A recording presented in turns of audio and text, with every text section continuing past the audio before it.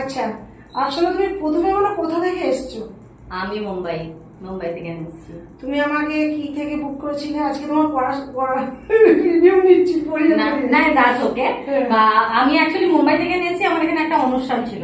Basically মুম্বাইতে বলে এখানে হাজারো মেকআপ আর্টিস্ট আছে, কিন্তু আমার এইখানে বর্ধমানে পার্টিকুলারলি আমার কাউকে জানে নাই।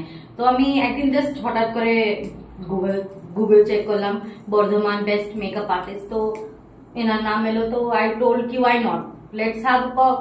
ওর সাথে কনভারসেশন করেছি আমি, আমার একটু স্যাটিসফ্যাকশন লেগেছে, আমার মনে হলো কি ওনাকে বুক করা যাবে। অ্যান্ড রেজাল্ট এইখানে আছে। রেজাল্ট আপনি দেখে নিন আমাদের কেমন লাগছে। ভালো লাগছে তো? আমার তো এক্সিলেন্ট লাগছে definitely. Thank you so much.